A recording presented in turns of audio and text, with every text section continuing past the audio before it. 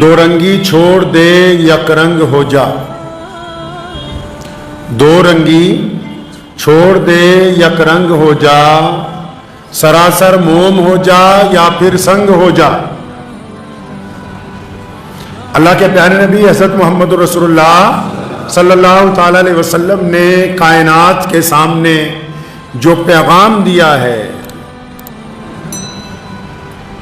اس کا لب و لباب یہی ہے کہ دو رنگی چھوڑ دے یک رنگ ہو جا، مطلب کہ جو اندر ہے آپ کے وہی باہر ہونا چاہیے، اور جیسے آپ باہر سے نظر آتے ہیں ایسے ہی اندر سے ہونے چاہیے، تاکہ دو رنگوں کی چیز جو ہے جو اندر سے خراب ہو باہر سے اچھی ہو، باہر سے خراب ہو اندر سے اچھی ہو، اس کو لوگ اچھا نہیں سمجھتے ہیں۔ قرآن پاک میں بھی اللہ تبارک و تعالیٰ نے اس کا ذکر فرمایا۔ اکثر آپ لوگ جمعے کے خطبے میں بھی اس آیت کو سنتے ہیں، وَقُولُوا قَوْلًا سَدِيدًا۔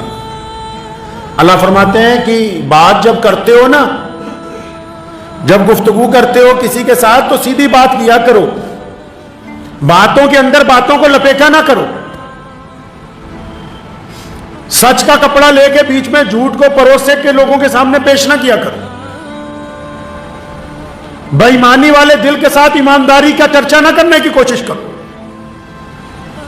دل میں بغض اور کینہ رکھ کے منہ کے اوپر میٹھا بننے کی کوشش نہ کیا کرو، ارادے ناپاک ہوں اور ظاہری طور پر اپنے آپ کو اعلی اخلاق کا بنا کے پیش کرنے کی کوشش نہ کیا کرو۔ فرمایا جو بھی بات کرتے ہو نا سیدھی کیا کرو، صاف کیا کرو، ستھری کیا کرو، سچی بات کیا کرو۔ کیوں؟ تاکہ فرمایا ہم تمہارے اعمال کو اچھا کر دیں گے، آپ کے اعمال کو اچھا کر دیں گے۔ ظاہر سی بات ہے، اگر ہم بازار میں بھی جاتے ہیں، جانور خریدنے جاتے ہیں، اس کی نسل پوچھتے ہیں کہ کہیں دوگلی نسل کا تو نہیں ہے، سامان خریدتے ہیں تو اس کی کوالٹی کی بات کرتے ہیں، اگر سریا بھی خریدتے ہیں تو اس کی MM کی بات کرتے ہیں، انجن لیتے ہیں تو اس کی RMP کی بات کرتے ہیں۔ اسی طرح اگر شہد خریدنے جائیں، گھی خریدنے جائیں تو پہلے اس کو ہاتھ پہ لگا کے دیکھتے ہیں کہ بھائی یہ خالص بھی ہے کہ نہیں ہے۔ اچھا بنیادی چیزوں میں آپ چاہتے ہیں کہ ہم سامان خریدنے جائیں خالص ملے، ہم کھانے پینے کی چیزیں خریدنے جائیں خالص ملے، ہم گاڑی خریدنے جائیں تو وہ ٹھوس ہونی چاہیے، ہم کاروبار میں مال خریدیں تو خالص ہونا چاہیے، تاکہ ہمارا گراہک ہم سے نہ ٹوٹ جائے، تاکہ ہمارے معاملات نہ خراب ہو جائیں۔ اچھا تو جب آپ گفتگو کریں تو کیا وہ خالص نہیں ہونی چاہیے؟ کیا اس میں سچ کا کوئی معیار نہیں ہونا چاہیے؟ کیا اس لیے کوئی اسلام نے اصول طے نہیں کیے؟ اب تکلیف لگی ہو کسی کو، آپ ڈاکٹر کے پاس جائیں، آپ کے پیٹ میں درد ہو یا آپ کے دل میں تکلیف ہو اور وہ زبردستی کہے کہ نہیں میں تو تمہیں بخار کی دوائی دوں گا، آپ اپنا رونا روتے رہیں کہ نہیں مجھے یہ تکلیف ہے جسم میں، ڈاکٹر کہ نہیں تجھے نہیں پتا یہ تکلیف نہیں ہے میں فلاں تکلیف کی دوائی دوں گا، تو بندہ کہے گا یار یہ ڈاکٹر کو کیا ہو گیا، مجھے تکلیف کچھ اور ہے، یہ بات کچھ اور کرتا ہے، مرض کچھ اور ہے، دوائی کچھ اور دے رہا ہے۔ اسی طرح جب کبھی آپ کسی اپنے عزیز کے پاس، دوست کے پاس، اپنے کسی چاہنے والے کے پاس جاتے ہیں، آپ اپنی تکلیف بیان کرتے ہیں، آپ اپنی معاشی پریشانی کی بات کرتے ہیں، آپ اپنے دکھ کی بات کرتے ہیں، وہ آپ سے بہترین کھانوں کی بات کر رہا ہے، آپ سے اپنے گھر کی بات کر رہا ہے، تو بندہ دل میں سوچتا ہے کہ یہ مجھے ٹرکا رہا ہے، مجھے بیوقوف بنا رہا ہے، میں تو اپنا دکھ درد لے کے آیا ہوں، یہ اس کے اوپر تو بات ہی کرنے کے لیے تیار نہیں ہے۔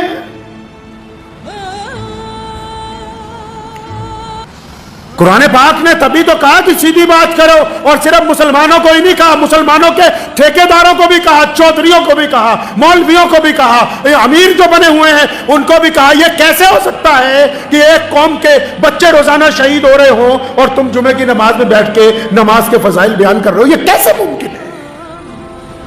کیسے ہو سکتا ہے یہ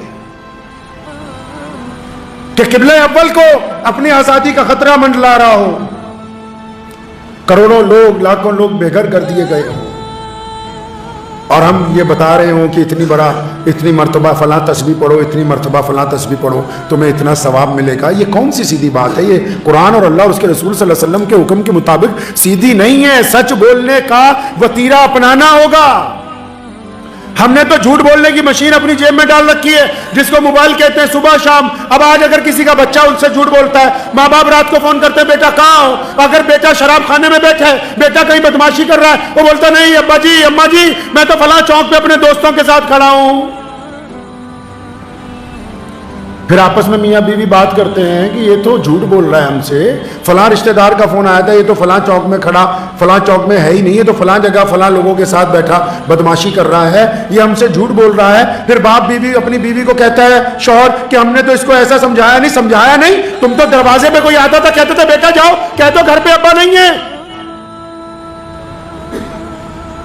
تم تو فون اٹھا کے اپنے بچوں کو روز تربیت دیتے تھے، جھوٹ بول دو کہ ابھی فون یہاں گھر پہ بھول گئے، بات نہیں ہو سکتی۔ قرضدار تمہارے دروازے پر آتے تھے، تم اپنے بچے کو تربیت دیتے تھے کہ ان کو شک نہیں ہونا چاہیے کہ تمہارا باپ گھر پہ ہے، باہر سے ہی ان کو کسی نہ کسی طرح رخصت کر دو۔ آپ نے خود تو بچپن سے اس کو تربیت دی ہے جھوٹ بولنے کی، اس کو سکھایا ہے جھوٹ بولنا، اور جب آپ نے اس کو جھوٹ بولنا سکھایا ہے تو وہ جو کہتے ہیں کہ جیسی آواز کنویں میں لگاؤ گے وہی باہر آئے گی۔ جس بچے کو آپ بچپن سے جھوٹ بولنا سکھاتے رہے اپنی جان بچانے کے لیے، اب وہ بچہ اگر کسی سے جھوٹ بول رہا ہے تو سب سے پہلے آپ سے ہی جھوٹ بول رہا ہے، وہ آپ سے ہی غلط بیانی کر رہا ہے۔ اس کو کسی نے نہیں سکھایا، اس کو آپ نے خود سمجھایا تھا۔ اب جیسا بویا ہے ویسا کاٹ رہے ہیں، جیسا بیجا ہے ویسا کاٹ رہے ہیں۔ نبی علیہ الصلوۃ والسلام نے کیا فرمایا؟ فرمایا میرے بیٹے ابو ذر 6 نصیحتیں فرمائی، لیکن درمیان میں کیا فرمایا؟ فرمایا ہر حالت میں سچ بولنا، بیٹا سچ سے کبھی انکار مت کرنا۔ ہم کس لیے جھوٹ بول رہے ہیں کہ 100-200 روپیہ فالتو کما سکتے ہیں؟ ہم اس لیے جھوٹ بول رہے ہیں کہ سامنے والے کے سامنے ہماری جھوٹی عزت برقرار رہے۔ ہم اس لیے جھوٹ بولتے ہیں کہ سامنے والی کو ہماری بددیانتی کی خبر نہ ہو جائے۔ ہم صرف اس لیے جھوٹ بول رہے ہیں کہ یہ وقت گزر جائے، وہ وقت گزر جائے گا، لیکن جھوٹ جب سامنے ظاہر ہوگا تو پھر وہی وقت آپ کو برا لگے گا کہ کاش ہم نے اس وقت سچ بول دیا ہوتا۔ سچ بولنا ہر بندے کے بس کی بات نہیں ہے، اور مرد کلندر ہوتا ہے جو سچ بولتا ہے۔ اور سچ صرف ضروری نہیں کہ مولوی بولتے ہیں، لیڈر بولتے ہیں، ہر بندہ جس معیار کے اوپر ہے، وہ جس مقام پہ ہے، چاہے وہ اپنے گھر میں ہے، اپنی بیوی کے ساتھ، اپنے بچوں کے ساتھ، اپنے دوستوں کے ساتھ، اپنے پڑوسیوں کے ساتھ، اگر یہ بیوی بچے ناجائز مانگے کر رہے ہیں تو جھوٹ بول بول کے کہہ رہا ہے کہ میں لاؤں گا، اور پھر لوگوں کی ٹھگیاں مار کے جو ان کو جھوٹا پیسہ لا کے دے رہا ہے، تیرے مرنے کے بعد انہوں نے کوئی تیرے لیے دعا نہیں کر دینی کہ جنت کے اندر چلا جائے۔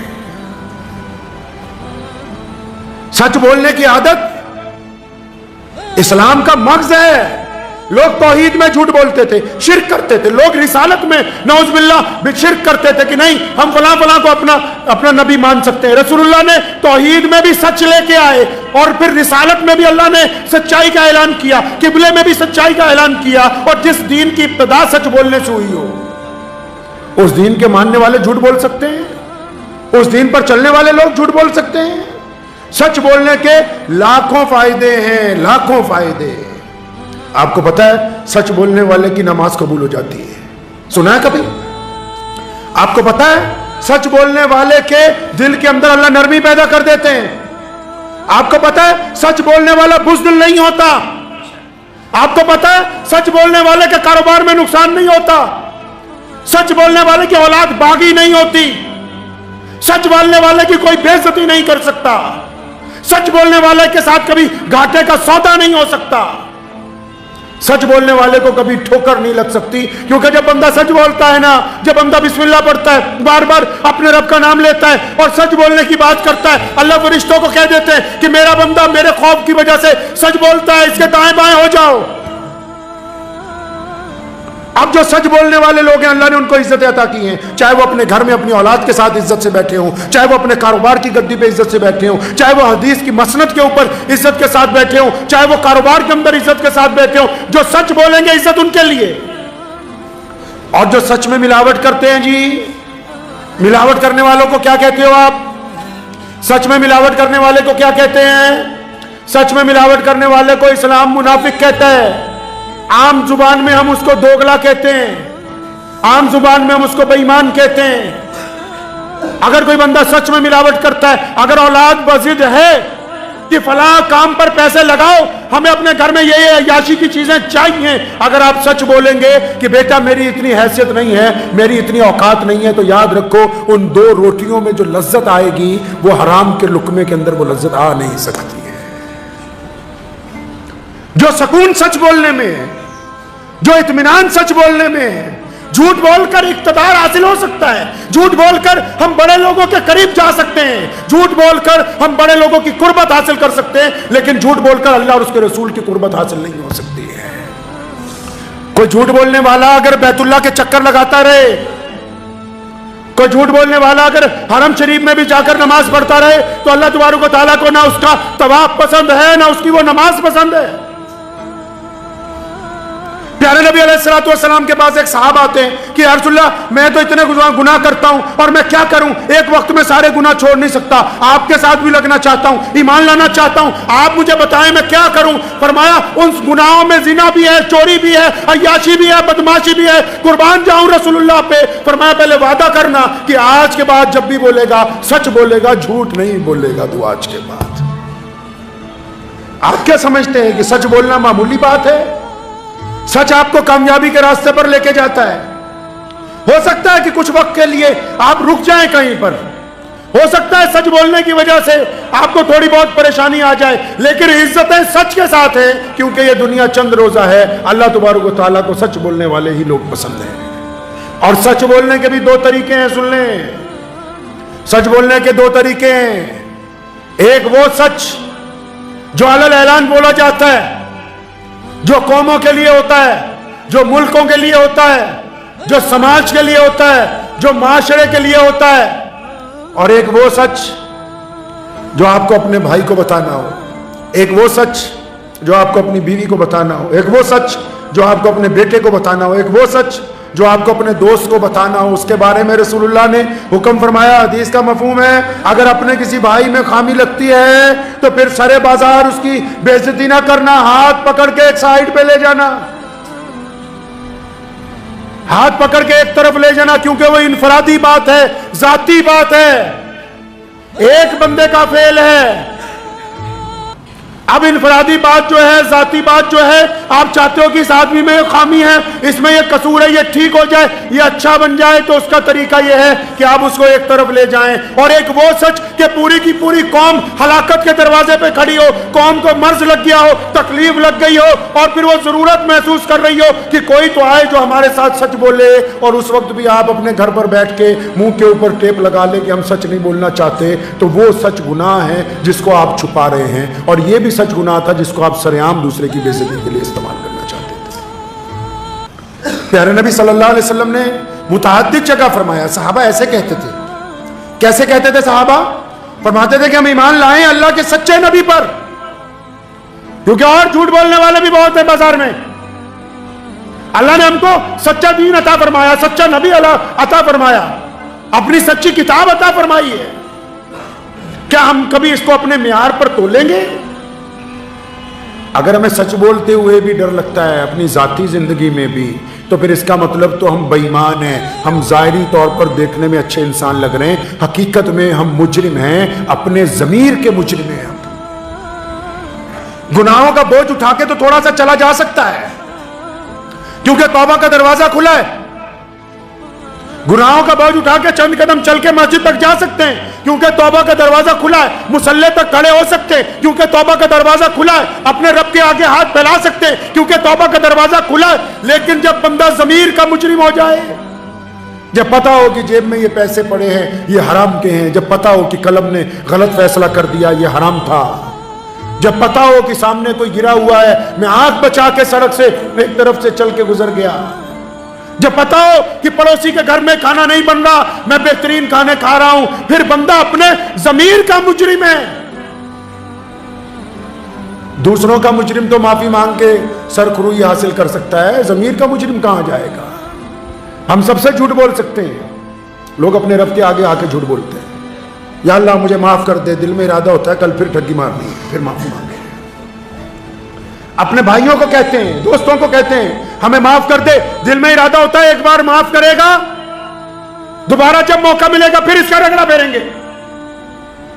لیکن جو اللہ نے یہ دل لگایا ہے نا اندر، جس میں اللہ نے ضمیر نام کی ایک چیز پیدا کی ہے، جب بندہ آخر میں خود اکیلا ہوتا ہے نا، پھر اپنے جب ضمیر سے پوچھتا ہے تو ضمیر کہتا ہے کہ ہاں تو نے فلاں کی بیٹی کی طرف زنا کی جو نگاہ ڈالی تھی وہ جائز نہیں تھی، تیرے گھر میں بھی تو بیٹی ہے۔ پھر ضمیر کہتا ہے کہ تجھے فلاں کی بے عزتی کرنے جا رہا تھا، وہ تو نے غلط کیا ہے، کیونکہ تجھے پتا ہے کہ وہ بے عزتی کے قابل نہیں تھا، عزت دار تھا، تو نے اسے نیلام کیا۔ ضمیر کہتا ہے اندر سے، ضمیر کہتا ہے کہ ہاں تو یہ جو نماز پڑھ رہا ہے، تیرا دل اپنے رب کی حضور راضی نہیں ہے، تو لوگوں کے ڈر کے ساتھ لوگوں کو دکھانے کے لیے سجدے کر رہا ہے۔ یہ ضمیر کہتا ہے بندے کو، ضمیر کہتا ہے کہ فلاں کی جگہ پر یہ جو قبضہ کر رکھا ہے اس کے گھر والے تڑپتے ہیں۔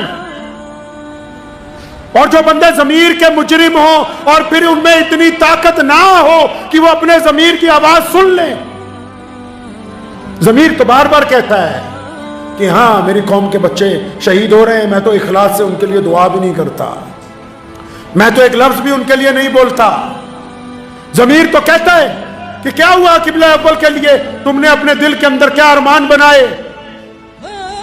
تو ہم تو کہتے ہیں کہ نہیں، ہم تو لازر ہیں، بہت ہی کمزور ہیں۔ ضمیر ہمیں جھنجھوڑتا ہے، اور جب ضمیر کسی کو جھنجھوڑتا ہے، اور جب آپ کو ضمیر آپ کو یہ کہے کہ تو گنہگار ہے، ضمیر جب یہ کہے کہ تو نے دوسرے کی بے عزتی غلط کی ہے، ضمیر جب آپ کو یہ کہے کہ تو نے دوسرے کی بیٹی کے اوپر غلط نگاہ ڈالی، ضمیر جب آپ کو یہ کہے کہ تو نے اپنے پڑوسی کی مدد نہیں کی طاقت ہونے کے باوجود، تو پھر خدا کی قسم فوری طور پہ اپنے رب کے آگے جھک جائیے، فوری طور پر اپنے رب سے معافی مانگ لیجئے۔ جو پھر ضمیر کی آواز بھی نہیں سنتے، وہ پھر چلتی پھرتی لاشیں ہیں، ان کا ضمیر نہیں ہے، تو پھر جسم میں بھی سمجھیے کوئی تاثیر باقی نہیں ہے۔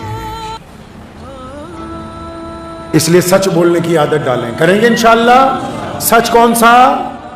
جو طریقے کا سچ ہو، بے ایمانی کا نہیں۔ کاروباری جب سچ بولتے ہیں نا، جو اعلیٰ ترین کاروباری ہوتے ہیں ایماندار، وہ کہتے ہیں 10 روپے کی لائے ہیں میاں صاحب 15 کی دیں گے، اور جو بے ایمان ہوتے ہیں وہ کہتے ہیں جناب 25 کی لائے ہیں 30 کی آپ کو دے رہے ہیں، مال تیرا ہے، چیز تیری ہے۔ صرف لفظوں نے ہی اس کو حلال اور حرام میں تبدیل کر دیا۔ سچ بولنے کی عادت ڈالیے، اپنے بیوی بچوں کو سچ بتائیے کہ ہمارے پاس جتنے پیسے ہیں اللہ نے ہمیں عزت دی، ہم ان میں گزارا کر رہے ہیں۔ جھوٹ بول کے ایڑیاں مت اٹھا کے اپنے گلے میں پھندا ڈالیے۔ لوگ شادیاں اتنی مہنگی مہنگی کرتے ہیں، کیوں؟ ارے جھوٹ بولنا ہے لوگوں کے سامنے، سماج کے سامنے جھوٹ بولنا ہے۔ بھیا ہمارے پاس تو پیسہ بہت ہے، ہم تو گاڑی دیں گے، ہم موٹر سائیکل دیں گے، ہم بہترین کپڑے دیں گے اعلیٰ ترین ہوٹل میں، اور جو قرضہ چڑھ گیا سچ بول کے جھوٹ بول کے، وہ پھندا پڑ گیا گلے کے اندر۔ اور اگر سچ بولا ہوتا کہ بھائی ہم تو اسی قابل ہیں کہ چند ٹکڑوں کے اندر آپ کی تواضع کر سکتے ہیں، تو اس سچ میں جو لذت ہوتی نا، تو آپ کے بستر پر رات کو آنے والی نیند میں سکون ہوتا۔ صبح جب آپ اٹھتے تو بے فکری ہوتی، لیکن کیونکہ زندگی کو جھوٹ بنا لیا، جو ہم نہیں ہیں وہ ہم دوسروں کو بتانا چاہتے ہیں۔ ہم جو نہیں ہیں نا، ہم چاہتے ہیں دوسروں کو کہ وہ بتائیں کہ جی ہم تو فلاں ہیں، جبکہ ہم وہ نہیں ہیں۔ اور اگر ہم وہی بتائیں جو ہیں، اللہ نے جیسا ہمیں بنایا ہے، اللہ کو اس کے لیے ہمیں شکر ادا کرنا چاہیے۔ تو اپنے معاملات میں بھی، ذاتی معاملات میں بھی سچ بولنے کی عادت کو اپنا لیجئے۔ دوسروں کو، میرے والد صاحب شیخ اسلام مولانا حبیب الرحمن لدھیانوی رحمۃ اللہ علیہ، انہوں نے ہماری ہر جگہ تربیت فرمائی۔ اکثر ایک بات بار بار ہمیں کہا کرتے تھے پنجابی چ، کہندے یار دوسریاں دے جوان ماں پیو دیکھ کے اپنے بڈھے نہ مار لیو کتے۔ مطلب تم یہ دیکھ کے کہ دوسروں کے پاس دولت بہت ہے تو میں نے بھی فائنینس پہ اتنی چیزیں لینی ہیں، اپنے بڈھے نہ مار لو۔ اللہ نے جو تمہیں ماں باپ دیے وہی تمہارے لیے سب سے اعلیٰ ہیں۔ اللہ نے جس گھر میں تمہیں پیدا کیا تمہارے لیے وہی بہتر ہے۔ اللہ نے جس مقام پر آپ کو رکھا آپ کے لیے وہی بہتر ہے۔ پہلے اس کا شکر تو اللہ تبارک و تعالیٰ کی حضور ادا کرو۔ جھوٹ بول کے زندگی گزارنے میں لطف رہی ہیں، سچ کی روٹی میں جو مزہ ہے وہ جھوٹ کے سالن کے اندر آ نہیں سکتا ہے۔ دعا کیجیے اللہ اس پہ عمل کی توفیق عطا فرمائے۔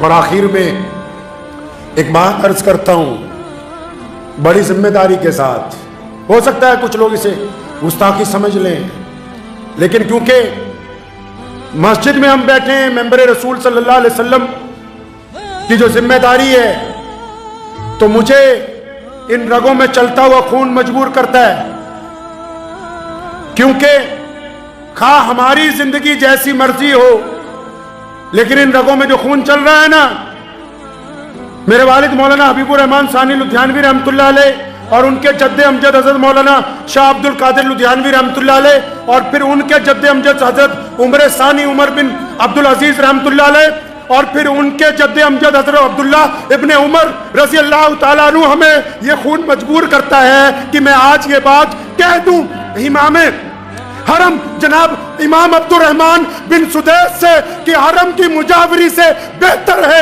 حرم کی امامت اور خطابت۔ اگر یہ خطابت بادشاہ وقت کو فلسطین کے مسلمانوں کے بہتے ہوئے خون کا احساس نہیں دلا سکتی تو پھر اس امامت کا کوئی فائدہ نہیں۔ نعرہ تکبیر، نعرہ تکبیر، ختم نبوت، ختم نبوت، نعرہ تکبیر۔ عمر رضی اللہ تعالیٰ عنہ ہمارے جد امجد ہیں، جب خلیفہ بنے ممبر پر کھڑے ہوئے، فرمایا اگر مجھ سے کوئی غلط بات ہو جائے تو کیا کرو گے؟ تو سامنے سے ایک بدو مسلمان کھڑا ہوا، فرمایا عمر اگر اللہ اور اس کے رسول کے راستے کو چھوڑو گے تو ہمارے اور تمہارے درمیان یہ شمشیر فیصلہ کرے گی۔ ہمارے قائد جو ہیں بھارت میں حضرت مولانا سجاد نعمانی صاحب مدثر اللہ ان کو صحت اور لمبی عمر تھے، ان کا خط سوشل میڈیا پر میں نے پڑھا، اس گنہگار کا نام بھی اس میں موجود تھا۔ انہوں نے لکھا ہے کہ عرب کے جو حکمران ہیں ان کو غیرت دلوائی جائے، تو حضرت سے بڑے ادب سے گزارش کرنا چاہتا ہوں، حکمرانوں سے تو ہمارا کوئی واسطہ نہیں ہے، ان سے تو ہمارا کوئی واسطہ نہیں ہے، لیکن امام حرمین شریفین کو بڑے ادب کے ساتھ یہ کہنا چاہتا ہوں کہ حضرت یہ وقت کے حکمرانوں کو اگر مسجد نبوی کے ممبر سے اور اگر خانہ کعبہ کے ممبر سے یہ اعلان نہ ہوا کہ آؤ ان فلسطین کے مسلمانوں کی مدد کرو، تو پھر اس امامت کا اللہ اور اس کے رسول کے نزدیک کوئی فائدہ ہونے والا نہیں ہے۔ ہماری پہنچ آپ تک ہے، آپ پوری دنیا کے مسلمانوں کے اس مسلح پر کھڑے، اس جا نماز پر کھڑے ہیں آپ جس کی طرف منہ کر کے ساری دنیا کے لوگ نماز پڑھتے ہیں، آپ اس مسلح کے اوپر کھڑے ہیں۔ تو آپ سے گزارش ہے کہ حرم کی مجاوری سے بہتر ہے قرآن پاک نے، آپ ہمارے سب سے بڑے عالم ہیں، میں آپ کو کیا قرآن پاک کی تفسیر سمجھا سکتا ہوں، لیکن اللہ نے قرآن پاک میں دو ٹوک فرمایا کہ فرمایا ان لوگوں کو ان کے برابر سمجھتے ہو جو حرم کی مجاوری کرتے ہیں اور وہ جو دوسرے اللہ تبارک و تعالیٰ کے راستے کے اندر کھڑے ہیں، یہ برابر نہیں ہو سکتے، یہ برابر نہیں ہو سکتے۔